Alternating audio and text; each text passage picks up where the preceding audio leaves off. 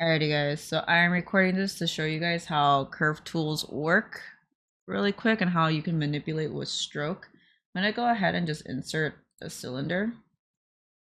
And then from here, I am going to go to B, C, and then I'm going to use curved tube strap.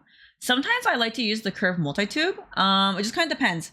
If I'm making something and I don't have like a mesh to have it snap to, or let's just say it's snapping weird, I sometimes just prefer to use curved tube and just manually kind of bend it myself. And I'll show you like how to use the bend curve and arcs and stuff like that. So let's go to stroke. I'm gonna just go ahead and yeah, we'll just do it over here. I'm also gonna open up brush and I'm gonna dock it over here.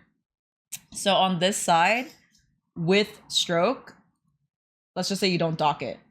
So you have curve modifiers. What you want to do is you want to make, this is going to be turned off, the size in curve modifier. You want to turn it on and then you want to click on curve fall off. So this is where you're going to manipulate how your curve looks when you have it. So what I do a lot of times, because a lot of those fern and like ornamental style, it usually has a smaller tip and then it kind of gets big and then sometimes it gets bigger depending if there's a ball at the end. Sometimes it gets a little bit smaller. So it depends on how you want that ornament to look. You can also do it this way where it just kind of looks like that. This is really nice too, especially if you're doing kind of like leaves and stuff like that. I use this a lot as well.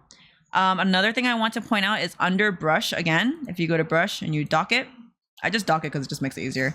And basically what you want to do is not under, oh wait, no, sorry. Yeah. Under modifiers, not curve, under modifiers, underneath here, basically this curve res, it's usually at 1. So that gives you lower topo. If you want to bump it up just once, you can, and this will give you a higher topo. And it is kind of nice because then you don't have to really subdivide. You can just kind of crease edges and then maybe subdivide once so you see the crease, and then that's it. You don't have to like do it a million times and it gets soft. And I'll show you what I mean right now. So what I'm gonna do is, I guess we could keep it at 1 for now. I'm gonna change the stroke and I'm gonna just bump it to like about here. I don't keep this all the way at the end because it will make a really, really teeny tiny spiky curve. I like to have a little bit of lip at the end because then I can like manipulate it however I want, especially if I'm adding stuff. So this is what I do. Usually it's like this. It's like, okay, this is looking not too bad. So I'll just keep it like that. I'm going to go ahead and delete the curve. I'm going to make another one maybe right next to it like that. Delete the curve. And then I'm going to do another one right next to it like that. So now I have like this like pretty little stroke, right? Delete the curve. What you can do from here is, I think everything is masked, right? Yeah. Oh, no, just that one. Okay. So what you can do is you can come into, I'm gonna undock this stroke. You can come back into here under split in your tools. And usually, I don't know if you guys knew this. I didn't even bother looking at these two. You can split unmasked points and masked points, which is like so much easier when you're combining and doing stuff. I just like, especially when you're using polygroups, I like just completely did not even think about this until like recently. And I was like, wait a minute. I was like watching a tutorial. So what I'm going to do is I'm actually going to go into Zmodeler just to make it easier. I'm going to hover over a face, hit spacebar. I'm going to mask, and then I'm going to mask by polygroup island because each one of these is an island. So I'm just going to go hit, hit, hit. And then I'm going to go ahead and split masked points. So now this is on a totally separate subtool right up here. So from here, what I'm going to do is I'm going to use move topo, not regular move, just use move topo because you can kind of manipulate this better. Also, you can hit control shift and then just single them out too if you're having a hard time grabbing them. And so from here, what I kind of like to do is I'll use this and I'll kind of like manually shape in the circular shape that I want. You know, make your brush smaller or larger based on how you want it. But let's say I want something like this. If you want to go a little bit fancier with this curve, instead of like this, and you don't like the way that that looks, what I like to personally do, and it is like a little bit of an extra step, but I just go in and I just put in a sphere. Also too, I don't know if you guys know, there's this thing, it's called Initialize. And you could basically make a cube, a sphere, or a plane. And this is your res for each of the planes. So if I do like this and I go cube, it'll give me a 2x2x2 cube. If I do sphere, it's like this, and I can just do that. And look, it gives you like really good quad geometry. So this is like a really good like tip if you're working in ZBrush and you really need like a solid what is it, like primary shape, and you don't want it to have like the triangles, everything, you go here and you do that. I'm gonna hit that again. So with that, I'm gonna go ahead and, I mean, you could turn on transparency if you really want to see it, and I could just kind of do this. Oop. Turn it back off. Turn polygroup. I'm gonna hit subdiv one more time because I just kind of want to see. Oops, sorry, what it's gonna look like. It's at a weird angle. So what I'm gonna do is I'm gonna go like this and kind of shape it in to the shape of this. And so once I go like this, it kind of has that nice curvature on it. Go back into here. And then I can kind of manipulate this. So a lot of times this is a little bit higher and you'll see the circle like that within it. I'm gonna hit transparency so I can kind of see where these points are. I like move topo, especially during low poly phase, because you can like move the points. You can also use Zmodeler and move the points too, but it's just so much easier to do it this way. Okay, so it's like that, right? So let's just say I hit subdiv. It's gonna look like that. That doesn't really look that great. Look at BPR mode. Right? So what I'm gonna do instead is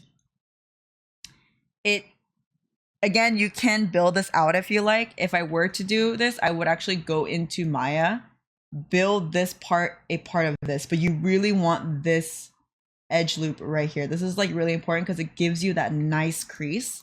And what I'm going to do is I'm going to go into Zmodeler, under the crease option, hit space. Don't forget to hit space.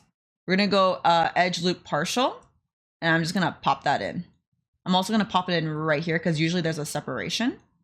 And then let's just say I hit off of this and I go subdiv once, subdiv twice. You can see that. So what I was doing before was I was dynameshing this together. You can also z-remesh by union. If I were to, where is this? Let me actually turn off the subdiv. Let me do this really quick.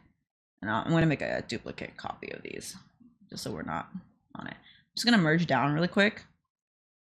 And what I'm going to do is I'm going to go into my Gizmo. I'm going to hit the cog and I'm going to go z-remesh by union. And it'll actually connect these. And then what you can do is you can go in here. You do have to accept it. You can go in here and then you can like z-remesh. Let's just say I want it at like 600 or whatever the heck. Yeah, but you can also keep groups. I'm sure you guys know this. That looks absolutely crazy. Don't mind that, but yeah, but you guys know what I mean. So you can do it that way as well. But let's just go back to how it was before. So what you can do from here is, like I said, you can go ahead and, oh my God. You can go ahead and bring this into Maya and model it this way. You really need this curve. Or what you can do is you can, I'm gonna go back to this one. You can dynamesh this and work on it that way too. That's what I did for the necklace because I didn't really know like a really great setup. I kind of like to, let's see, let me add the, let's do this. Let me add the creases. Like that maybe. You can add the crease to whoever your liking is. I'm just kind of like doing it like, how did I do it? 1, 2, I did it like that. Okay. Right, and let me say I subdiv this once. And then what I'm going to do is I'm going to bring this up a little high. I'll just do it at 1,000. I'm going to go project. And then I'll go groups. Actually, I'll just do project and I'll just dynamesh. No, I'm not going to freeze it. Okay. So now it's dynameshed and it's joined together, but it's still in polygroup. So I can still click each one off if I want to. And then what you can do is, okay, so Julio did show us this, right? It's, I'm just going to go to like regular because I don't want it to click. If you, he was showing us how if you shift click alt, it's a smooth alt, right? But actually when you just hold it and you do this, it goes something crazy like that because it's doing the opposite. What you want to do is you want to hold shift alt, touch your mesh, come off of the keyboard, and then just use your mouse or your tablet, whatever pen to smooth, and it'll start averaging out those vertices and you'll get a way smoother smooth. So you can do that. If you want to do this manually, you can go in here. I just prefer clay buildup. Some people don't. I like to drop the intensity down like super, super low. I just like seeing the strokes. I don't know why. It just helps me for some reason. And then you kind of just do this. Smooth it. It's pretty high right now. So if you want, you could Z remesh this. But it's really up to you. This is kind of like the old way I did it.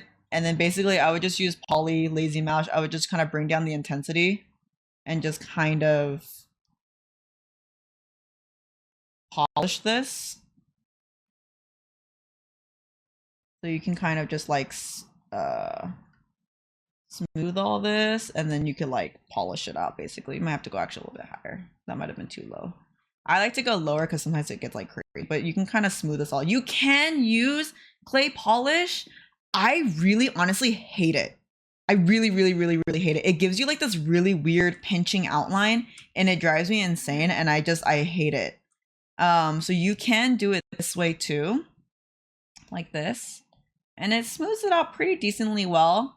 But like I said, this is just one way to do it. I personally, the best way I think is bringing it into Maya and then re-polygrouping it, and also show you how to do the edge loop, the creases without having to do it manually. So I'm gonna go in here and I'm gonna go back to crease, uncrease all. And what you can do instead is I'm gonna go in here, go back to Zmodeler. I'm gonna polygroup loop. Oops. Like that. And let's just say I have it like this. Okay, obviously I wanted it on the other side, but that's okay. If you go here and you go by polygroup, what you can do too is actually I'll do this one. Spacebar, single poly. I'm just gonna do this so we see a better crease when I subdiv. So from here, you can crease by polygroup right here. So click that. It'll crease your polygroup.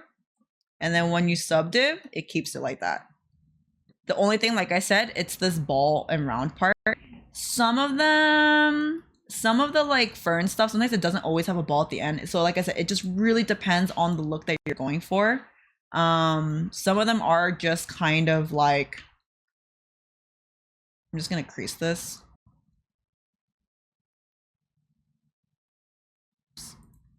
Some of them are kind of just like where it has like that fall off at the end, or they just kind of look like leaves in a way, and you can manipulate this with the move tool.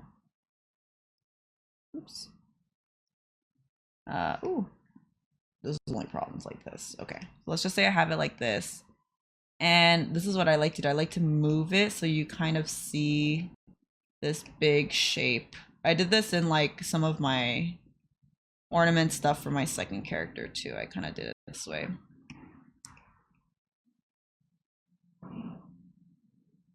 Also, you can go into solo mode, go to the backside view, and you can literally go into Zmodeler, and then you can go delete, edge loop partial, and just like delete these. But you see like some of the topo got messed up. So that's why I say if you want the flat backside, what I would do is I would literally build this onto something and then like, you know, use your move topo to just kind of like move it in here. Or you can also use Gizmo too, if you like. And then just retopo this outer part and then bridge the edges on the ends on the backside where you don't see it. That's what I did too for one of my things. Yeah, so anyway, it's like this. Now you kind of have something already. Let's just say I don't have that ball. Oh, I'm gonna split the similar parts for this one. So yeah, let's just say I don't have that ball. Sometimes it's just like this, and you have this little like leaflet looking thing, and you could drag that out if you want. So that's how I kind of do it. And then up here, this is the part where you would, like I said, you either need to retopo this all together or Dynamesh or whatever you want to do it to make it look more flush and add. So it's like coming out of one spot. But there are ways to kind of finesse, like you can kind of see here. I kind of just, let's get rid of this one. Oh, but it's not another thing. So like this one, I would kind of move down maybe. Move those up. You can kind of finesse it sometimes, especially if you have something covering like these edge pieces, you can finesse it, like definitely. Yeah, so it kind of just depends on what you're looking for. If you want to do a smoother curve, just go back to our curve snap tool. Let's go back to this. Basically, you would just go in here under brush. So under your brush, docket, you would go here under modifiers. And then you can go to curve res. So let's look at the one curve res. Like that, right? Then we would go to 2. More. And then obviously, like, the higher it gets, the crazier it can get. So you can manipulate the topo that way too, especially if you want something crazier. I know this is also the same thing. It's like the bend angle based on like the degree. What else?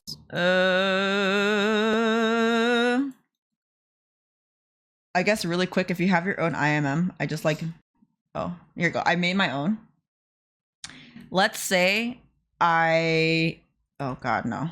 Actually, do I not have these polygroups? Oh, that's a bad example. I was going to show you another thing on here. Yeah, I think I can actually still do with it. It's going to look crazy, but I'm going to hit this. I'm going to hit curve mode. And then I'm going to come here. I'm going to go weld points, stretch. I'm going to put the res at like 3. I'm going to stroke. And then under, I think it's curve. Yeah. My step, I'm going to drop it to like 0.25. So that way every 0.25 points or whatever, it like makes a new one. I know that looks absolutely insane, but this works well. If you have a rope basically, and you have a repeating pattern of a rope, and let's just say you made one yourself, you would use those functions and modifiers to basically make sure that it welds and that it's, you know, you would drop, let's just say the curve is like really high, so it's smoother. But that's how you would kind of do that if you guys needed help with that too. I don't know. I just put it out there because I didn't know about it, so I just thought I'd just tell you guys. Anyway, yeah. Okay, so I totally forgot to show you guys how to use the bend arc and bend curve tools. If you go into your Gizmo and you hit settings, there's bend arc, bend curve. Basically what this does is you can bend stuff with this. So let's just say this is a smoothing. If you hit this and you pull it out, it means one, it's going to be symmetrical when you pull these out on these sides. Okay, so right now I don't really want that. If you hit, is it this one? No, it's this one, sorry. If you hit this red one, it changes where it's gonna curve from basically. So it's like this way on the different axes, right? And then if you hit this curve resolution, it changes how many points you have to manipulate. For bend curve especially, I always start really, really low, because if you start like here, it's gonna get absolutely insane. So I would 100% not do that. What I like to do is I like to start here, sometimes even here, depending on what I'm doing. But let's say I want to make this symmetrical, and I'm gonna go like this to bend that. I'm gonna bring this up to bend it. Also, oh look, it's a little heart. Let's say I bump the resolution up one more time, then I have a little bit more resolution to work with. Obviously, the mesh is going a little bit crazy right now because it's pretty low topo.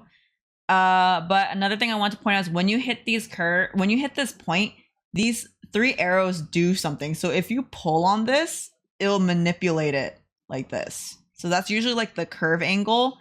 This one stretches it out and squashes it in. And then this one will make it like thinner or larger. It squashes it in the other direction, I think. Actually, let me really quick.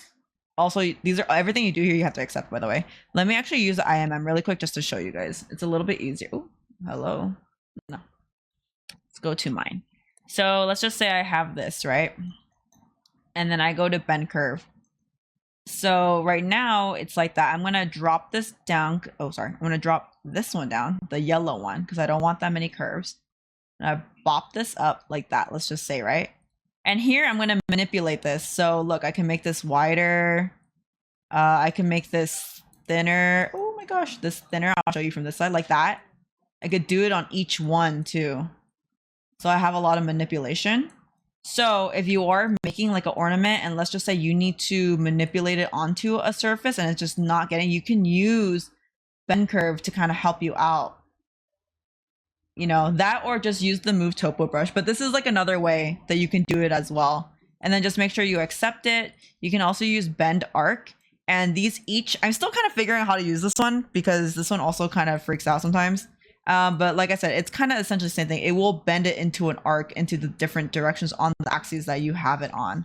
And yeah, you could like turn it this way and move it this way. Like you do all this crazy shit with it. So I just wanted to show that to you guys really quick because I totally forgot.